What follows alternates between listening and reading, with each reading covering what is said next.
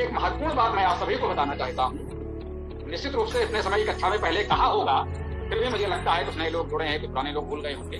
स्पष्ट करने, वैदिक होना क्या है इसको मैं आज थोड़ा सा स्पष्ट करूं, समय है तो।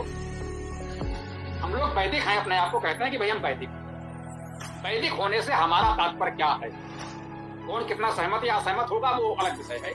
हमारा जो विचार है वैदिक, वैदिक होने का हमारा आशय ये है कि वेद ही हमारे लिए प्रमाण है। वेद विश्व का प्राचीनतम ग्रंथ है, भारतीय धर्म संस्कृति का मूलाधार है। वेद स्वतः प्रमाण है, अन्य ग्रंथ परता प्रमाण है। तो हमारे लिए वेद ही सबसे पहले है। वेद के साथ आप जितने चाहे ग्रंथ पढ़े, सबका स्वागत है, परंतु वेद पहले है। ये सबसे मुख्य बात ये है कि यदि हम वेद को मुख्य मानते हैं तो हम वैदिक हैं।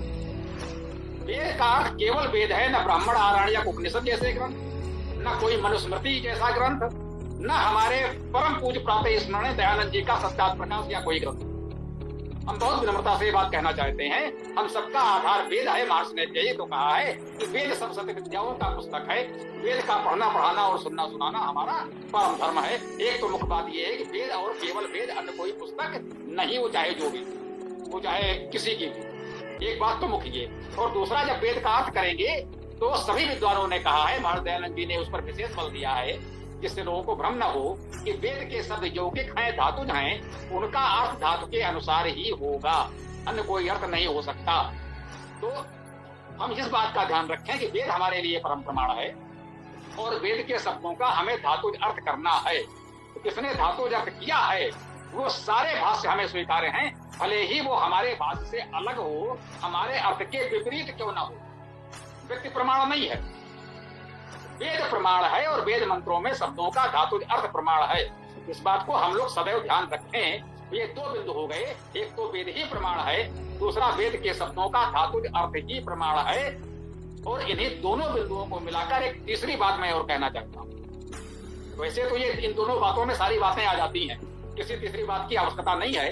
फिर भी बात और स्पष्ट हो जाए तो कह सकते हैं, इन दोनों बातों को थोड़ा सा विस्तार व्याख्या देना चाहते हैं। वो ये है कि वेद हमारे लिए प्रमाण है और वेद का हम धातुज अर्थ ग्रहण करेंगे। होता क्या है, लोग वेद को इस दृष्टि से पढ़ने लगते हैं कि हमारा जो विचार है वो वेद में कहीं मिलना चाहिए। कहीं भी कोई शब्द, कोई मंत्रांश ऐसा मिला जिसमें हमारी बात की पुष्टि होती हुई दिखी, तो बस उतने को उठा लिया, देखिए वेद में ये कहा गया है। हम ये बात पहले से कह रहे हैं, बस वेद से समर्थन खोज लिया तो हम तो अब परम विद्वान, परम पूज्य स्वयं हो गए। नहीं, हमें ये नहीं करना है कि हमारी जो मान्यता है वो वेद में मिले। हम बिल्कुल कोरे कागज के रूप में हो। जैसे दयानंद जी जब अपने गुरु ब्रजानंद जी के पास गए तो उन्होंने कहा, अब तक जो तुमने पढ़ा है वो सब यमुना में देखाओ। पुस्तकें, विचार, जो कुछ तुमने पढ़ा है सब भूल जाओ, बिल्कुल कोरा कागज बनकर आओ, तब हम तुम्हें आर्ष ग्रंथ पढ़ा सकते हैं। फिर पहले से मन में पूर्वाग्रह है कि भाई हमने तो पहले ये पढ़ा है, गुरु जी ने कोई बात बताई, तो क्या ये ऐसा हो सकता है, हमने तो फला पुस्तक में ये पढ़ा था, तो गुरु जी बोले तो हम ना पढ़ा पाएंगे। तो हमें ये ध्यान रखना है कि हमारी पहले से जो भी मान्यता है, जिसकी जो मान्यता है वो मानता है कि ये मानता सत्य है, तभी तो वो मानता है, उसकी दृष्टि में तो वही परम सत्य है। तो हमें अब ये बन जाना चाहिए कि हमारी अब तक कोई मान्यता है ही नहीं। अब हमने वेद को पढ़ना प्रारंभ किया है, वेद में जो मिलेगा उसे स्वीकार करेंगे, वही हमारी मान्यता है। अन्यथा वेद से पहले हमारी कोई मान्यता है ही नहीं। वो भले ही वेद के अनुकूल ही कोई बात हम क्यों ना मानते हो, परंतु हम ये नहीं कहेंगे कि हम इस बात को मानते हैं। जब वो बात वेद में हमें मिलेगी तब मानेंगे, तब तक हमारी कोई मान्यता नहीं है। मूर्त पूजा के ना हम समर्थक हैं ना विरोधी हैं, क्योंकि अभी हमने वेद पढ़ना प्रारंभ किया है। वेद में हमें मूर्त पूजा का समर्थन या विरोध अब तक नहीं मिला है। मान लीजिए, जब आपको मूर्त पूजा का समर्थन या विरोध मिल जाए तो उसे मान लीजिएगा। ऐसा नहीं कि यदि हम मूर्त पूजा के समर्थक हैं तो वेद में समर्थन वाला शब्द खोजते घूम रहे हैं, कहीं एक शब्द मिल जाए जिससे इसका समर्थन हो जाए। यदि हम मूर्त पूजा के विरोधी हैं तो खोज रहे हैं कहीं कोई एक शब्द मिल जाए जिससे हम कह सकें कि वेद में मूर्त पूजा का विरोध है। तो हमें इस पूर्वाग्रह से बचना है। हम मूर्त पूजा के समर्थक नहीं है, विरोधी नहीं है। हम हवन कुंड के समर्थक नहीं है, विरोधी नहीं है। हम अद्वैत, द्वैत, त्रैतवाद के समर्थक या विरोधी नहीं है। हम वेद को पढ़ेंगे, उसमें अद्वैत मिलेगा तो मान लेंगे, द्वैत मिलेगा तो मान लेंगे, त्रैत मिलेगा तो मान लेंगे।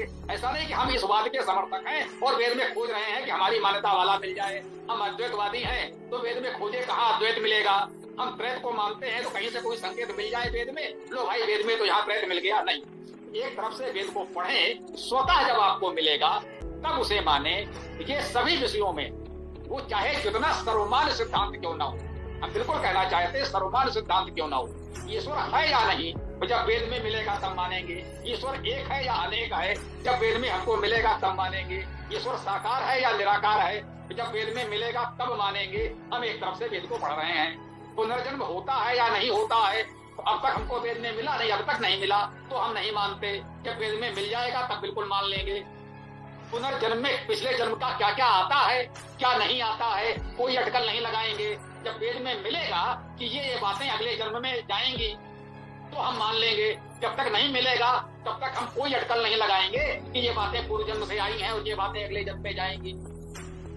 हम इतना जब बिल्कुल पूर्वाग्रह मुक्त हो जाएंगे तब हम वेद को समझ पाएंगे, तब हम वैदिक हो पाएंगे।